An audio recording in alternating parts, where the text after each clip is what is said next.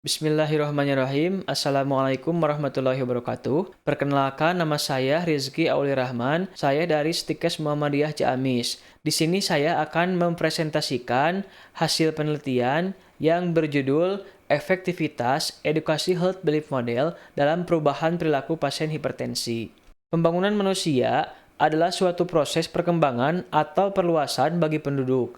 Indeks pembangunan manusia menjadi indikator utama dalam mengukur keberhasilan dalam upaya pembangunan kualitas hidup manusia. IPM atau Indeks Pembangunan Manusia diukur dengan 3 indikator, yaitu umur panjang dan hidup sehat, rata-rata lama sekolah dan harapan lama sekolah, dan standar hidup layak diukur dengan pengeluaran per kapita dan paritas daya beli. Meningkatnya UHH berdampak terhadap meningkatnya jumlah penduduk usia lanjut. Dengan demikian, Indonesia dihadapkan dengan permasalahan baru, yaitu penyakit degeneratif, yang salah satu diantaranya adalah hipertensi. Prevalensi hipertensi mengalami peningkatan dari tahun ke tahunnya. Hal ini dikarenakan hipertensi berkaitan erat dengan bertambahnya usia serta faktor lain, baik yang dapat dimodifikasi ataupun yang tidak dapat dimodifikasi. Hipertensi adalah keadaan di mana tekanan darah meningkat secara kronis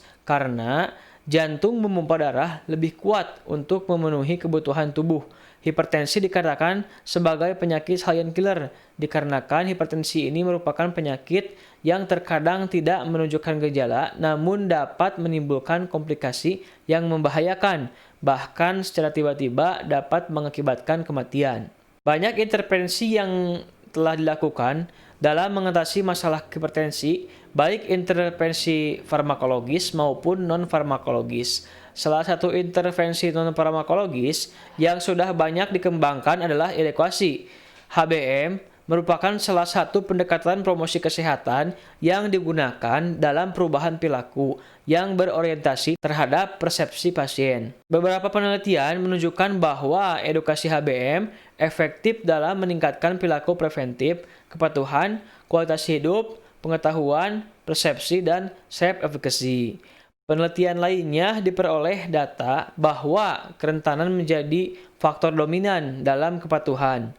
HBM telah lama dikembangkan, namun tampaknya hanya sampai dengan penelitian.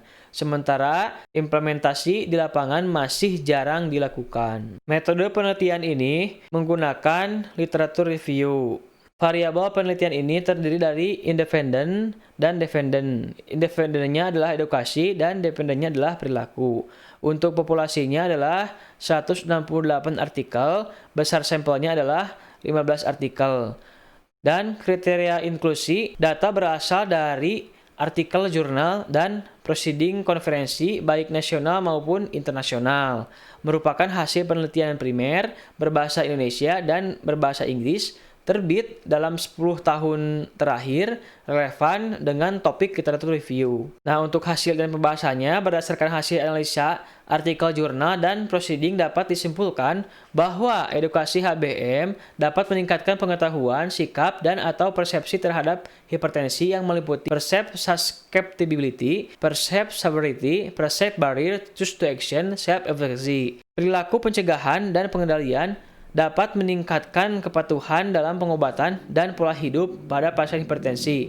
Mereka yang tidak patuh sebagian besar memiliki HBM yang negatif. Selain dari itu, edukasi HBM dapat mengontrol tekanan darah sehingga ketika dilakukan pemeriksaan di akhir penelitian terjadi penurunan tekanan darah. Lebih spesifik lagi bahwa edukasi HBM dapat meningkatkan kebiasaan latihan fisik dan perubahan pola diet yang lebih baik.